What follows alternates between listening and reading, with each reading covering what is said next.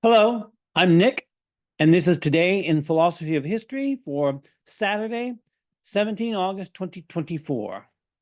It is the 103rd anniversary of the birth of Geoffrey Elton, who was born in Tübingen, Germany on this date in 1921. I've mentioned Mount Elton in several previous episodes, since he was one of the parties to the Carr-Elton debate, and I've also mentioned his critique of thesis-dominated history. The Carr-Elton debate was a result of Ted Carr writing "What is History?" and then G.R. Elton responding with the problem of history. Though this wasn't a direct response, but it took issue with several things that Carr had claimed. In the Carr-Elton debate, Elton became the representative of traditional history, and Carr was sometimes tagged with the label of positivism. Now, calling any philosopher of history a positivist is questionable, as the meaning of positivist is even vaguer than the meaning of historicist or historicism, and especially when we try to apply positivism to history. Calling Ted Carr's work positivist implies a relationship between logical positivists and positivists in history, which in turn applies that there is, or at least there was, or maybe that there ought to be, a logical positivist philosophy of history. I'm not aware of any such school of thought, although we could construct a logical positivist philosophy of history ex post facto if we wanted to. However, Elton was highly critical of Hayden White, who had made the argument that any history involves a philosophy of history, whether or not that philosophy of history is made explicit. So in any attempt to reconstruct a logical positivist philosophy of history, as Elton's natural nemesis would not presumably have had Elton as an ally. Presumably, if there had been a logical positivist philosophy of history, it would consist, at least in part, of Carl Hempel and others who elaborated the covering law model of historical explanation during the middle of the 20th century.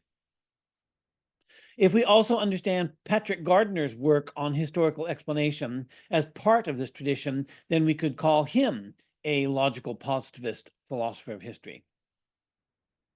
If we identify Hempel's approach as a logical positivist approach to history, that would be fair enough, but it doesn't describe Ted Carr's work, though Hempel and the covering law model of historical explanation might well be an appropriate stalking horse for Elton.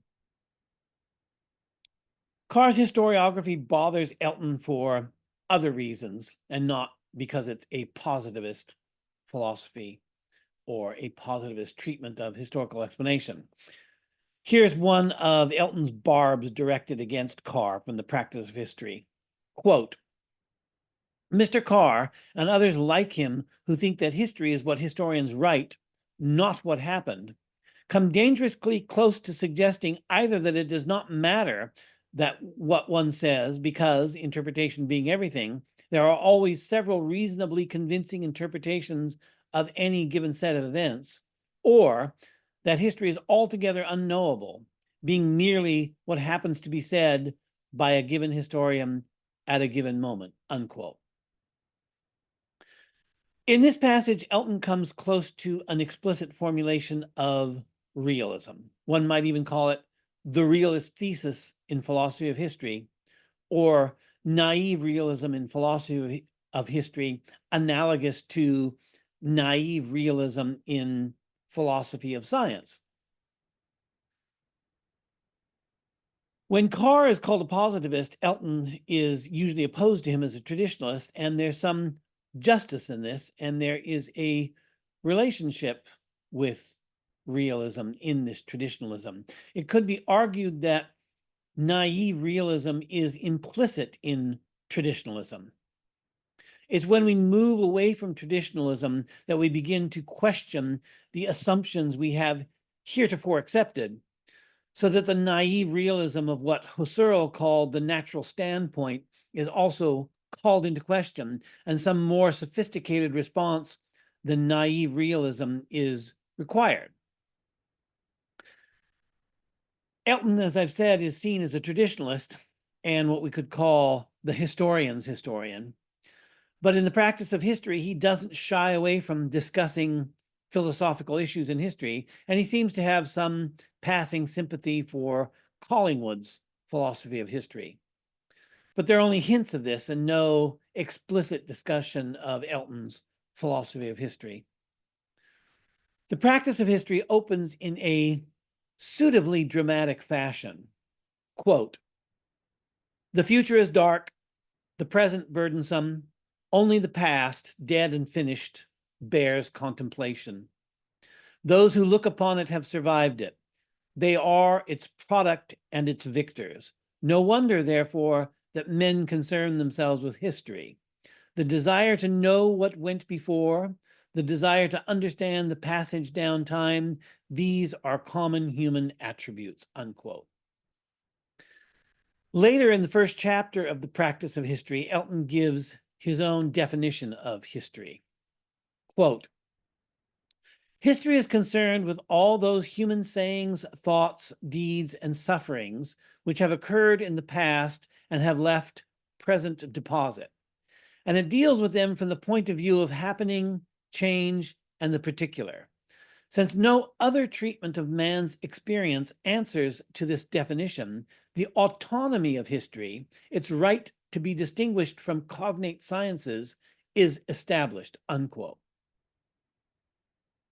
This definition has three parts to it.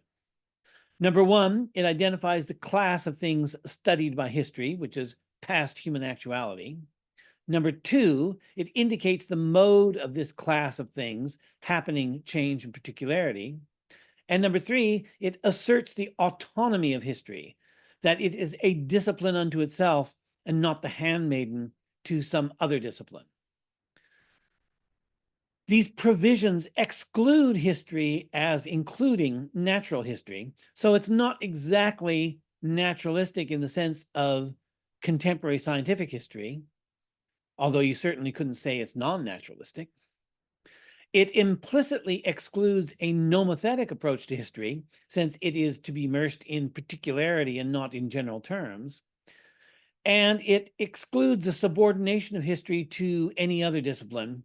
And I assume this last criteria is a nod to the mid-20th century problem of annexing history to psychoanalysis or sociology, which was common at the time.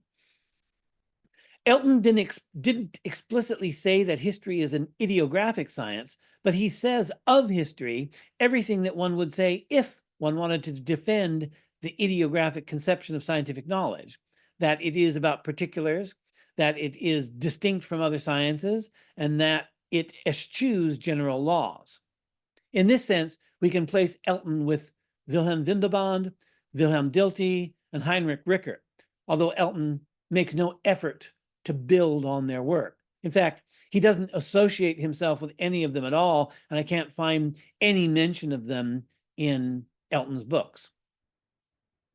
I mentioned earlier that Elton had criticized what he called thesis-dominated history, and I think that we can see already in his definition of history how the trends of historical thought that he was criticizing were converging on what he would later call thesis-dominated history. The idea of thesis-dominated history doesn't yet appear in The Practice of History, which was originally published in 1967, but it plays a prominent role 10 years later in his presidential address of 1977, titled "The Historian's Social Function." Here, Elton lays out his criticism. Quote, "I am confining the term history to one of the two disciplines that lay claim to it. These two I may call empirical or thesis-free and determinist or thesis-dominated. By thesis, I here mean a general scheme of interpretation regarded as universally applicable, as derived from laws discoverable in the historical process, and as possessed of powers of prediction," unquote. Then he gives particular examples of thesis-dominated history. Quote, the most important current example, of course, is Marxist-Leninist theory in its various forms, but other such universal schemes as the Toynbeean, the Islamic, or the Christian have or have had large vogues, unquote. Elton took Marxism to be a particularly egregious form of thesis-dominated history.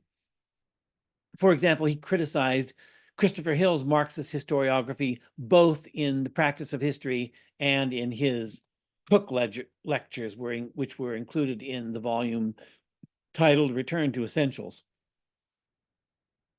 In both his Cook lectures and in his presidential address, Elton mentions in passing a Congress that was held in San Francisco in 1975 as a particular instance of the problematic nature of thesis-dominated history. In his Cook lectures, he said, quote, at San Francisco in 1975, the Russian delegation would not allow the translation of a Russian contribution to be read out because it had not been vetted by the faithful. It was unfortunate that the translator turned out to be a historian from Russia visiting the United States. And so it has gone on for decades. Theory dominated barriers to free study and communication, unquote. Marxism wasn't the only offender when it came to thesis-dominated history, but it was an obvious offender in Elton's time. To answer the obvious objection of whether history truly can be thesis-free, or what Elton called empirical, Elton said, quote, I am not for one moment suggesting that the empirical discipline is free of all forms of thesis. It involves the production of generalizations which can set up an interpretive thesis. This, however, is limited to the single problem for which it is constructed and has no power to predict. Insofar as it employs alleged general laws, these are loose and large views of human behavior derived from experience and devoid of that normative power which a law must possess to deserve the name. In empirical history, universals form the beginning of understanding. In determinist history, the end of it, unquote. This strikes me as a largely sensible position to hold, and Elton's description of general laws as loose and large views of human behavior derived from experience and devoid of normative power sounds a lot like what Hempel called an explanation sketch. So maybe there's not necessarily that big of a gap between Hempel's logical positive philosophy of history and Elton. Elton gives two criteria by which his thesis-free history differs from the thesis-dominated history he criticizes, despite the appearance of loose and large general laws or explanation sketches, even in thesis-free history. These two criteria are, one, limitation of a thesis to a single problem for which a thesis is constructed, and two, the absence of predictive power. Elton goes on to say, quote, thesis-free history is fully concerned with the proper subject matter of history, namely the past, whereas thesis-dominated history is not. Men adopt thesis-dominated historical schemes not because they want to understand the past, the ease with which they accommodate or eliminate awkward facts in order to preserve the thesis proves this, but because they want to gain information about the future. It is the predictive power of the thesis, supposedly proved from earlier predicting successes, which attracts. Prophecy, not history, is the proper concern of thesis-dominated history, from Joachim de Fiore to the Russian sextet, who so informed their audience at the San Francisco Congress of 1975. It is therefore not really history at all, unquote. Earlier, I said that we could place Elton with Windelband, Dilthey, and Rickert because of his intimations of an ideographic methodology. In the quote I just read, Elton echoes Arthur Danto's rejection of speculative philosophy of history not really being a history at all. The passages are remarkably similar. In fact, I should have quoted Danto here too to show you how close the two are. Danto, of course, was an analytical philosopher of history with little or no connection to the ideographic philosophers of history that I've mentioned. Elton also, in a sense, resembles Karl Popper. Karl Popper was a philosopher, primarily a philosopher of science, who applied his views on the philosophy of science to the claims of knowledge made by historians. Geoffrey Elton, on the other hand, was an historian, primarily an historian of Tudor England, who also wrote about historiography and touched on philosophy of history. In this sense, Popper and Elton are opposite numbers. On the one hand, we've got the working historian. On the other hand, we've got the philosopher. However, Elton's critique of thesis-dominated history, and especially his criticism of what he sees as the desire for prediction and prophecy among those who practice thesis-dominated history, is very much in the spirit of Popper and Popper's critiques of what he calls historicism in his book, The Poverty of Historicism. But Elton no more mentioned Popper than he mentioned Windelband, Dilthey, or Rickert. And grouping together Elton, Popper, and Danto, however loose this grouping may be, can be seen as helpful to understand the thematic motivations of historians and philosophers of history. I've mentioned in other episodes that we don't have a taxonomy of philosophies of history that would allow us to orient ourselves and our ideas within the total context of historical thought. Elton, Popper, and Danto constitute a kind of proto-taxon of loosely related thinkers who are all reacting against similar tendencies in history and philosophy of history. But I also said that Elton could be loosely grouped with the ideographic philosophers of history, Windelband, Dilthey, and Rickert. And we could call this another proto-taxon of a taxonomy of philosophy of history. We could say that Elton occupies the overlapping circles in a Venn diagram, with one circle representing ideographic philosophy of history, and the other circle representing views like those of Popper and Danto. However, there's something in common among these diverse groups represented by distinct circles in the Venn diagram I have suggested, and that is their shared distrust of the use of general concepts of history, which is why I'm focusing on Elton's critique of thesis-dominated history. The real nub of the problem, as I see it, is the scope of the thesis being propounded.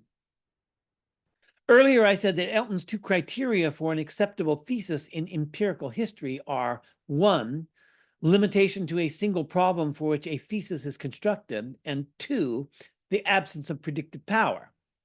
Elton is willing to accept strictly limited theses in history. We could say that empirical history that incorporates these strictly limited theses is not strictly thesis-free, but it is history that is not dominated by its theses in the way that Marxist philosophy of history or providential philosophies of history tend to be dominated by the thesis that is the motivation for constructing these histories or philosophies of history. This exception that Elton allows him to spare familiar theses in history like the Turner thesis and the Perrin thesis.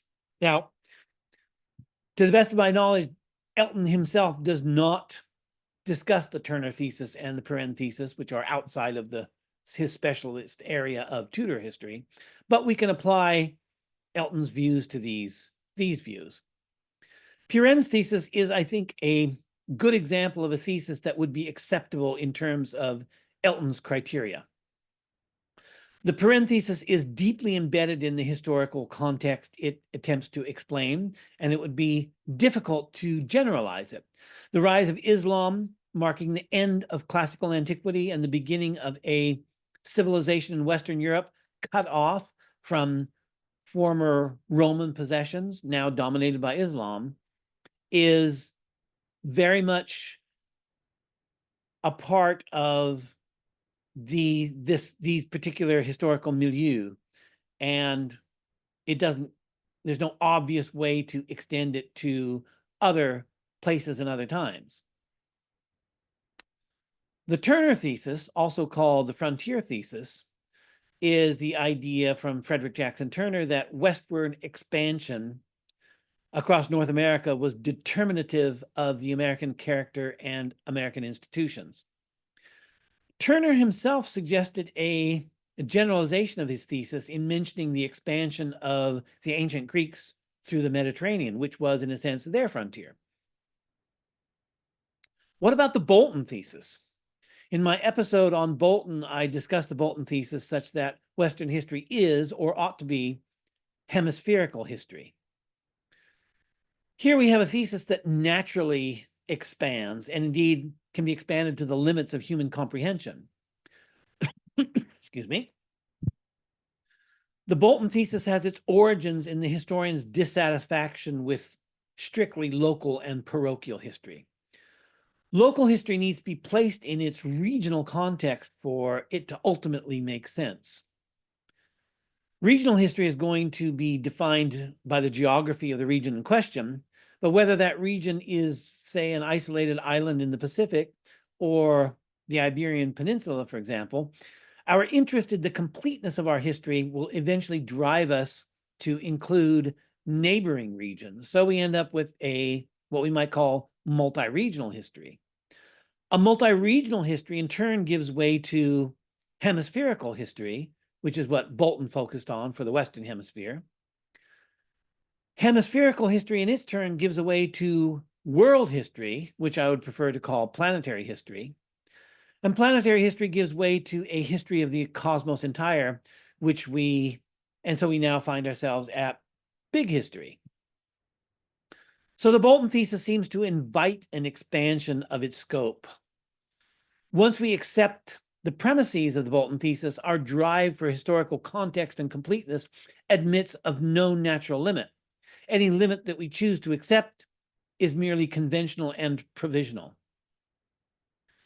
We can also expand a thesis through iteration rather than growth in scope. I mentioned the Turner thesis earlier, and Turner suggesting that a frontier thesis could be equally applied to the ancient Mediterranean and to the 19th century American frontier is essentially the iteration of the frontier thesis. The conditions that apply in the one case are similar enough, not precisely the same, but similar enough to the conditions that apply in the other case, that the thesis can be iterated to other times and other places. And certainly, the Mediterranean expansion of the Greek colonies shaped the Greek and arguably also the Phoenician outlook and the institutions of those peoples. And this seems uncontroversial to me. Of course, filling in the details is another matter, and comparing it to the American frontier would be another matter. And I think this is exactly where Elton would have focused his attack on an iteration of the Turner thesis if he had taken up this question.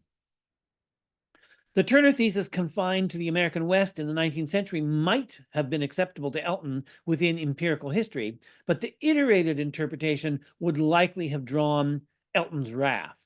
And we can get a sense of this from the practice of history in which Elton writes, quote, "When some writers can treat pre-industrial England, the economically most advanced society in the Europe of its day, as though it were like tribal Africa or 19th century India, understanding is destroyed, not assisted."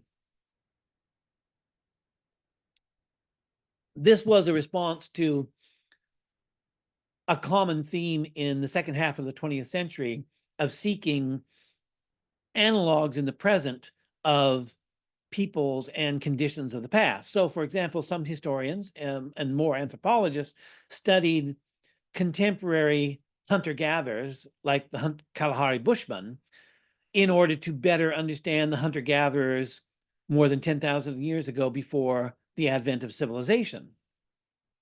Elton claims that these kind of analogies destroy understanding rather than assist understanding. Another example of an iterated expansion of a thesis is my recent episode on Carl Stephenson. In that episode, I suggested that the revival of cities and commerce in Europe during the 10th century could be called the second urbanization of Europe, and that this second urbanization could be compared to the second urbanization of the Indian subcontinent, where the idea of second urbanization originated, and that it could also be applied to the second urbanization of Mesoamerica after the Spanish conquest.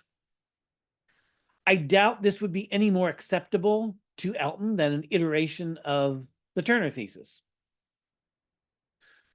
Earlier, I quoted Elton as saying, quote, "By thesis, I here mean a general scheme of interpretation regarded as universally applicable, as derived from laws discoverable in the historical process, and as possessed of powers of prediction," unquote. So far, I've considered the expansion of theses in their scope and through iteration. But we can also take Elton's critique of thesis-dominated history in terms of the degree of abstraction of the concepts he's using. Now, Elton seems to dislike abstract concepts, which is why he criticizes thesis-dominated history and prefers ideographic detail. And this is what makes strictly limited thesis okay in Elton's empirical history, but which rules out the more comprehensive theses that are a general schema, as he calls it here. From Elton's own description of a thesis of the sort to which he objects, we can see pretty clearly what he was getting at, what he wanted to criticize. What he wanted to criticize is those who study history, and from their study of history derive certain laws or theses that describe history, and then apply these laws or theses to the whole of history, and through that application, derive a prediction as to what is coming next in history. Elton's critique of this whole process has the same surface plausibility that the effort itself has, but it is vulnerable to many of the same criticisms to which Popper's critique of predictive philosophy of history, which Popper called historicism, is vulnerable. In my episode on Popper, I didn't go into Popper's distinction between scientific prediction and prophecy, but this is important, and I hope to discuss it in a future episode. At present, I'm not going to take up Popper's criticism of prediction, but I will point out some problems with Elton's position. How general is the general scheme of interpretation that Elton sees as the source of the problem of thesis-dominated history? So this question of how general is the generality is what I mean by the degree of abstraction of the concepts he's using. He's invoking the idea of a general scheme. What does that cover? What exactly is a general scheme in Elton's sense? Earlier, I said that the Bolton thesis naturally grows in scope through its own internal logic until it converges on a total history that would be a scientific history because, like big history, it contextualizes human history within natural history. Is scientific history a general scheme of interpretation? Does it fall within Elton's definition of a general scheme? I don't think Elton meant this, but it's worth considering because of the confusion that surrounds the idea of prediction and what exactly science predicts.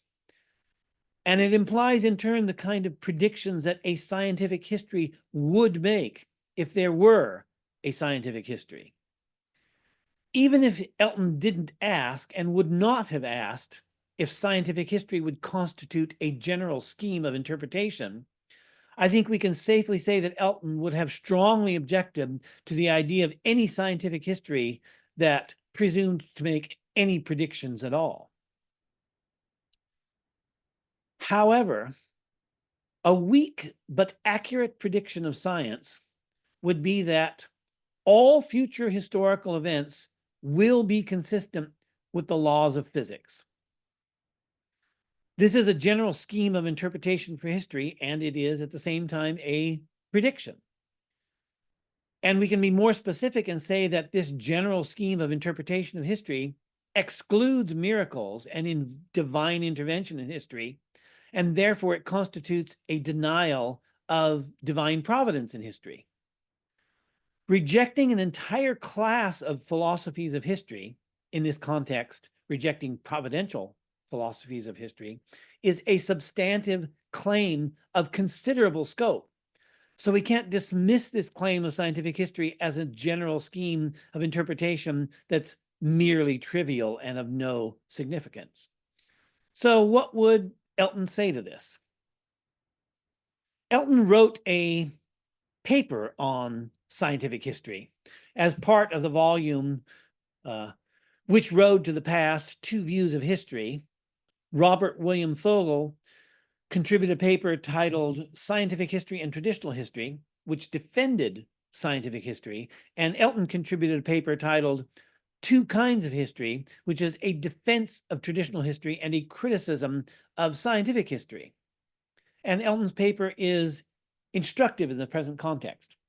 He again, in this paper, criticizes prediction and the attempt to find laws in history. But this is a straw man. Elton doesn't seem to have bothered to have read any scientific history papers. If you actually look at a paper in scientific history today, you will not find discussion of laws of history, criticisms of past forms of laws of history, and proposals for revised or new laws of history. Nor will you find attempts to predict the future. What you will find is scientific method used in the gathering and organization of historical evidence, and the use of the format of a scientific paper to communicate this evidence and its significance to colleagues. So you find scientific methods of archaeology, scientific techniques of nuclear dating or dendrochronology, and the use of data interpretation methods to assess historical sites and the evidence of history. You can satisfy yourself on this point by reading a few contemporary papers on scientific history. Scientific history is rarely what its critics claim it to be. There are, of course, a few exceptions, but these exceptions are like the few philosophers of history today who are doing substantive philosophy of history instead of analytical philosophy of history. So happy birthday, Geoffrey Elton, and thanks for listening.